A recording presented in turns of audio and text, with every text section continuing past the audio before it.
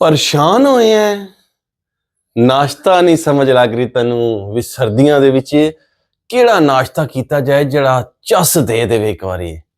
ਤੇ ਤੇਰੀ ਪਰੇਸ਼ਾਨੀ ਦਾ ਹੱਲ ਨਾ ਕੱਢ ਦਈਏ ਅਸੀਂ, ਤੈਨੂੰ ਦੱਸ ਨਾ ਦਈਏ ਕਿ ਨਾਸ਼ਤਾ ਕਿਹੜਾ ਕਰਨਾ ਚਾਹੀਦਾ ਸਰਦੀਆਂ ਵਿੱਚ, ਉਹ ਵੀ ਸਵੇਰੇ ਸਵੇਰੇ।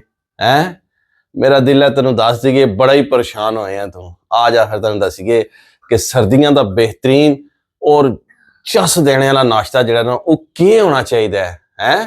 ਤੇਰੀ ਪਰੇਸ਼ਾਨੀ ਵੀ ਹੋ ਜਾਏਗੀ ਹੱਲ ਤੇ ਸਾਨੂੰ ਦੁਆਵਾਂ ਦੇਂਗਾ। ਆ ਜਾ ਫਿਰ ਇਹ ਤੱਕ, ਇਹ ਹੀ ਨਾਸ਼ਤਾ।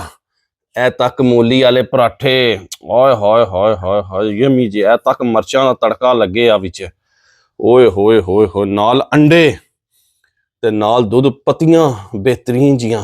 ਸਮਝ ਆਈ ਗਿਆ? ਤੈਨੂੰ ਖਾ ਕੇ ਵੀ ਦੱਸ ਦੇਣਾ ਵਾ ਵੀ ਨਸ਼ਾ ਕਿਤਨਾ ਇਹਦੇ ਵਿੱਚ। ਬਿਸਮਿल्लाह रहमान रहीम। ਹਾਏ ਹਾਏ ਹਾਏ ਹਾਏ, ਇਹ ਤੱਕ ਪਹਿਲੀ ਬਾਈਟ ਲੈ ਲਗੂ ਮੈਂ ਤੇਰੀਆਂ ਅੱਖਾਂ ਦੇ ਸਾਹਮਣੇ। ਬਿਸਮਿल्लाह रहमान रहीम।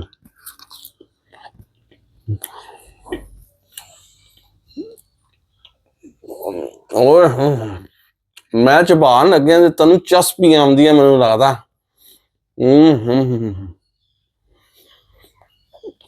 ਚਸ ਕਰਾਤੀ ਹੈ ਕਸਮ ਦੀ, ਪਹਿਲੇ ਨਵਾਲੇ ਨੇ ਮਜ਼ਾ ਆ ਗਿਆ। ਸਰਦੀ ਚ ਬਾਹਰੋਂ ਆਓ ਨਾ ਬੱਚਿਆਂ ਸਕੂਲ ਛੋੜ ਕੇ, ਤੇ ਜੇ ਸਕੂਨ ਲੈਣਾ ਜੇ ਨਾ ਤੇ ਫਿਰ ਮੂਲੀ ਵਾਲੇ ਪਰਾਠੇ। ਆਏ ਹਾਏ ਹਾਏ ਹਾਏ, ਸਰਦੀਆਂ ਦੀ ਬਿਹਤਰੀਨ ਸੁਗਾਤ ਔਰ ਨਾਸ਼ਤਾ। ਹੁਣ ਲੱਗਦਾ ਕਿ ਤੇਰਾ ਮਸਲਾ ਹੱਲ ਹੋ ਗਿਆ ਹੋਵੇਗਾ।